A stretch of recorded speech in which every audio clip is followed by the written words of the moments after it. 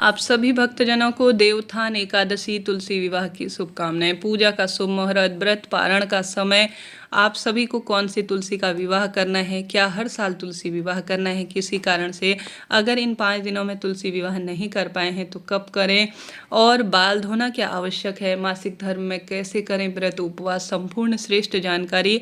मनोकामना के लिए अगर आप विवाह नहीं कर सकते हैं तो इन चीज़ों को जरूर से चढ़ाएं। संपूर्ण जानकारी श्रेष्ठतम तरीके से वीडियो में आपको प्राप्त होगी, तो ध्यान से सुनिएगा जी, अंत तक बने रहिएगा। बहुत श्रेष्ठ जानकारी वीडियो में आप लेकर जाएंगे, इस बात का वादा करते हैं। सबसे पहले आप सभी को बताते हुए चलूं, 4 महीने की चिर निद्रा के बाद श्री नारायण इस दिन जागते हैं और माँ वृंदा अर्थात माँ तुलसी से सबसे पहले विवाह करते हैं। तुलसी विवाह करना, देवउठान एकादशी का व्रत करना भाग्य की रेखाओं को प्रबल करता है।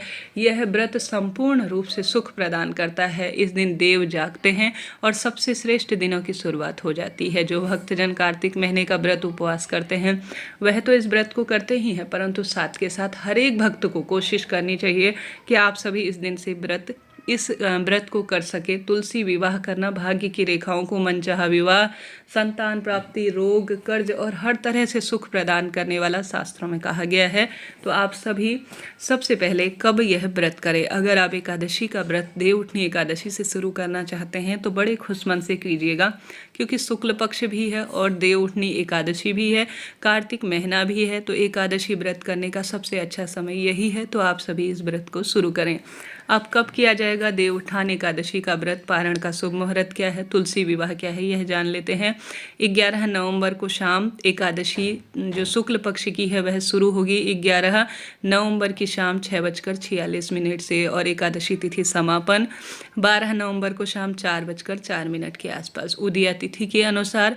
और एकादशी व्रत को करने के नियम के अनुसार इस बार 12 नवंबर को यह व्रत किया जाएगा। देवउठनी एकादशी की पूजा, व्रत और तुलसी विवाह कई लोग एकादशी को करेंगे 12 तारीख को, कई लोग 13 तारीख को द्वादशी पर भी तुलसी विवाह करते हैं। किसी कारण से आप एकादशी द्वादशी पर नहीं किए जा सकते तो आप देवउठनी एकादशी के बाद इन अंतिम 5 दिन, पूर्णिमा और हरिहर मिलन का जो दिन होता है, बैकुंठ चतुर्दशी, त्रयोदशी, इन कभी भी इन 5 दिनों में आप तुलसी विवाह कर सकते हैं। कोई चिंता टेंशन की बात नहीं है। किसी कारण से अगर नहीं कर पाए हैं तो इन 5 दिनों में पूर्णिमा तक कभी भी कर सकते हैं। इसके बाद पारण का शुभ मुहूर्त क्या रहेगा? देवउठनी एकादशी पारण का समय 12 तारीख को व्रत करने के बाद 13 तारीख को किया जाएगा। पारण का शुभ मुहूर्त सुबह 6:42 से 8:51 तक रहने वाला है। अगर आप व्रत करते हैं तो इस समय ब्राह्मण देवता को भोजन कराकर तुलसी पूजन करने के बाद अपने व्रत को खोल लीजिएगा। अब आपको कौन से नियम का पालन करना है? सबसे पहले इस दिन तुलसी पूजा की बात कर लेते हैं। देवउठनी एकादशी के दिन आप तुलसी में जल नहीं चढ़ाएं, द्वादशी के दिन जल चढ़ेगा, परंतु तुलसी माता को आप भोग लगाएं, परिक्रमा करें। आप इस दिन अगर तुलसी विवाह करते हैं तो अत्यधिक शुभ है, नहीं तो रोली, चंदन, मोली और सभी चीज़ें आप समर्पित करें। विधि विधान से जैसा पूजन करते आते थे उसी विधान से करें। दीपदान करें। तुलसी माँ के समक्ष 365 बाती का दीपक लगा सकते हैं। सुबह शाम दोनों समय या एक समय लगाएं, ताकि जो कहीं भी आपका तुलसी दीपदान का नियम छूटा है साल भर का, वह परिपूर्ण हो जाए। 365 बाती का दीपक कैसे बनाया जाता है कमेंट्स में दिया हुआ है, उसे देखिएगा। तो आप सबसे श्रेष्ठ स्वरूप में इस दिन दीपदान करें।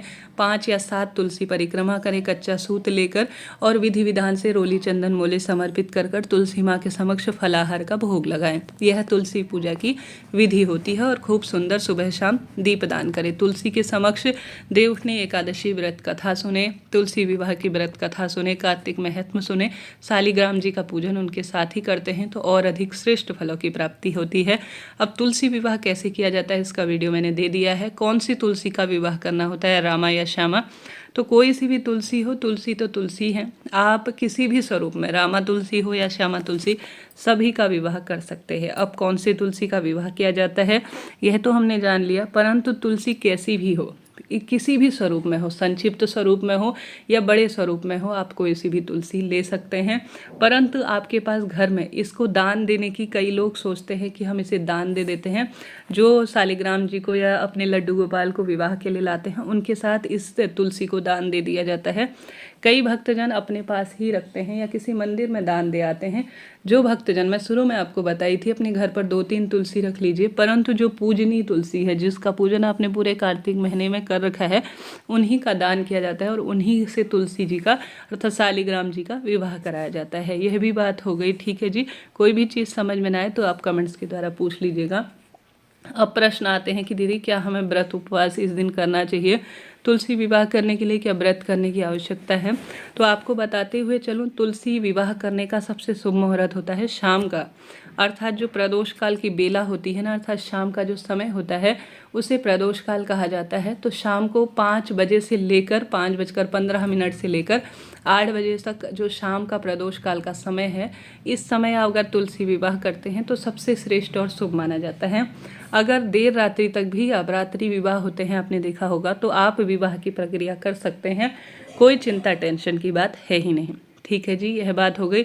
अब इस दिन बाल धोने होते हैं या नहीं, तो एकादशी तिथि है और साथ के साथ मंगलवार का दिन हो रहा है, तो बाल धोने में तो कोई बुराई नहीं है, बाल धो सकते हैं, शुद्धता का ध्यान हमें रखना होता है। परंतु कोई भी बाल न धोने के पीछे कारण यही है कि केमिकल युक्त साबुन शैम्पू होते हैं, जिन कारण से हमारी पूजा पाठ खंडित होती है, इस कारण से बाल नहीं धोए जाते हैं।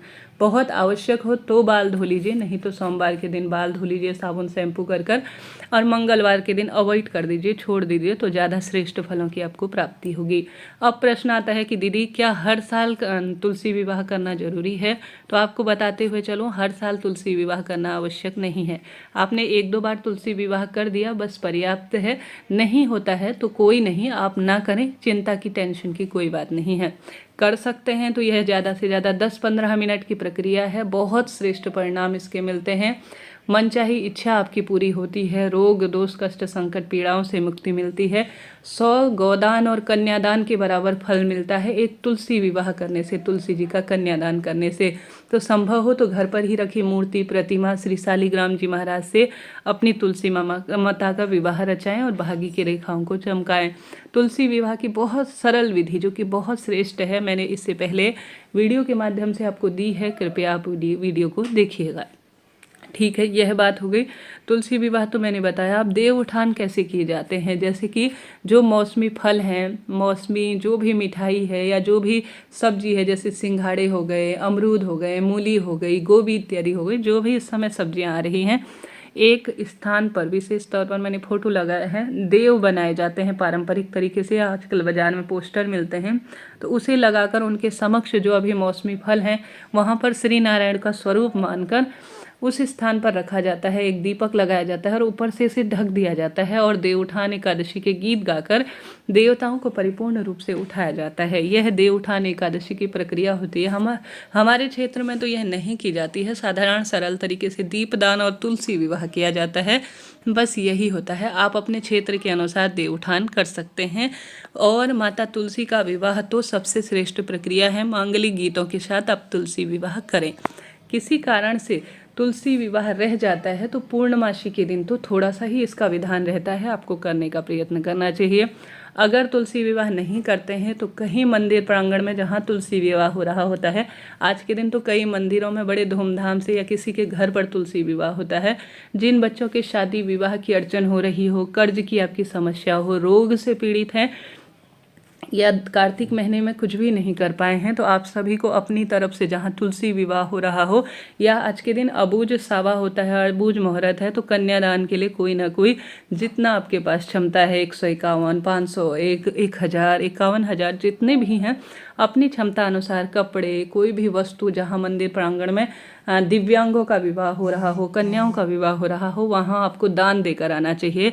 अगर आप यह नहीं कर सकते तो तुलसी विवाह कहीं किसी के घर पर हो रहा हो शालिग्राम जी के साथ, तो आप सभी को वहाँ पर सुहाग की सामग्री दान देकर आनी चाहिए। ज़्यादा नहीं, 5 भी दे देंगे, 11 भी दे देंगे, 16 तो सुहाग की सामग्री अच्छी क्वालिटी की अगर दान दे देंगे तो आपको इसका बहुत सुंदर परिणाम मिलेगा। सौभाग्य बढ़ता है, संतान प्राप्ति की कामना होती है, रोग दोष संकट कष्ट मिट जाते हैं। तो आपको तुलसी विवाह देवउठनी एकादशी के दिन सुहाग श्रृंगार की सामग्री का दान जरूर से करना होता है। तो यह कार्य करें और भाग्य की रेखाओं को चमकाएं। इस दिन आप तुलसी माता के समक्ष 365 बाती का, आप कुछ भी नहीं कर पाते हैं, तुलसी विवाह नहीं कर सकते हैं, तो इस दिन थोड़ा वस्त्र दान करें, थोड़ा सुहाग की सामग्री दान करें, थोड़ा दीप दान कर लीजिए, तुलसी माँ का पूजन कर लीजिए, पीपल वृक्ष की पूजा कर लीजिए, बड़, आंवला, शमी, इन वृक्षों के नीचे दीप दान कर लीजिए, तो भी आपको संपूर्ण फलों की प्राप्ति होगी।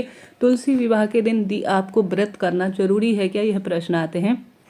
तो जरूरी तो देखिए यह व्रत करना बहुत श्रेष्ठ माना जाता है। देखिए जरूरी आप फलाहार के व्रत, एक दिन अन्न छोड़ने में कोई दोष नहीं है, व्रत कर कर ही कन्यादान किया जाता है। तो आप फलाहार लीजिए, चाय पानी लीजिए, दूध लीजिए खूब अच्छी तरह से, तो खाने की कमी महसूस होगी ही नहीं।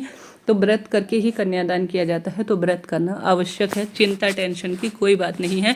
फलाहार लेकर आप व्रत कर सकते हैं। और किसे व्रत करना चाहिए, प्रत्येक व्यक्ति, कुंवारी लड़की, सुहागिन महिला, कोई भी महिला पुरुष, सभी को यह तुलसी विवाह देवउठान एकादशी की पूजा करनी चाहिए। इस दिन आपके यहाँ देवउठान एकादशी तुलसी विवाह नहीं भी होता है तो श्री नारायण और माता तुलसी की विधि विधान से पूजा करें। श्री नारायण के गले में इस दिन तुलसी की माला पहना देते हैं, तुलसी की लकड़ी का दीपक घिसकर उन्हें दीपक प्रज्वलित कर देते हैं, या तुलसी की लकड़ी को पीस कर हरी चंदन बना देते हैं, तो भी सौभाग्य में वृद्धि हो जाती है। और हरी चंदन तुलसी की लकड़ी को पीस कर जो व्यक्ति श्री नारायण या लड्डू गोपाल या शालिग्राम जी को लगा देता है, कहा जाता है एक बार श्री नारायण उसे गले जरूर लगाते हैं। तो आप कुछ भी नहीं कर सकते हैं, तो सिर्फ तुलसी की लकड़ी का दीपक लगाएं, तुलसी की माला पहनाएं, विशेष श्रृंगार करें, तुलसी का दीपदान हरी चंदन बनाकर समर्पित करें, 365 बाती का दीपदान करें, एकादशी व्रत के दिन सुंदर सुहाग की सामग्री का दान करें, पीपल, आंवला, बड़, इन वृक्षों का सींचन करें, इन स्थानों पर दीपदान करें, श्री नारायण के मंदिर में जाकर उनके दर्शन करें, तो भी आपको संपूर्ण फलों की प्राप्ति हो जाएगी। इस तरह से यह तुलसी पूजा की मैंने विधि बताई, संपूर्ण नियम आपको बताए। अब तुलसी का दान जरूर नहीं है कि आप करें, अपने घर पर तुलसी विवाह कर रहे हैं तो अन्य सामग्री दान दे दीजिए। जैसे आपने माता तुलसी को दहेज की सामग्री दे रखी है, कुछ वस्त्र दे रखे हैं, या आपने सुहाग सामग्री चढ़ा रखी है, तो वह दान दे दीजिए। तुलसी दान देनी आवश्यक नहीं है, तो इस चीज़ की चिंता ना करें। देखिए अगर हम दान देते हैं तो मंदिर में उनकी उतनी केयर नहीं हो पाती है, तो घर पर रखी हुई चीज़ बहुत सुखद परिणाम देती है, तो आप अपने घर पर ही अपनी तुलसी को रख सकते हैं। तो इस तरह से यह आपको मैंने परिपूर्ण करीब करीब जानकारी देने का प्रयत्न किया। देवउठनी एकादशी का व्रत करना बहुत सरल होता है। इस दिन चाय पानी सब कुछ पी सकते हैं, बस अन्न का परित्याग करना होता है और दूसरे दिन व्रत खोला जाता है।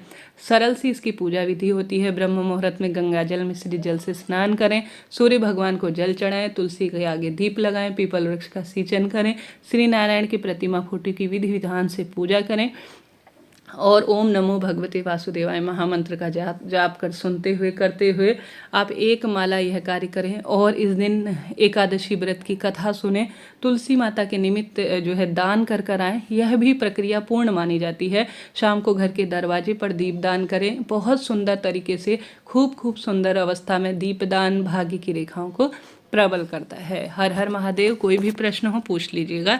जय माँ तुलसी, जय श्री नारायण।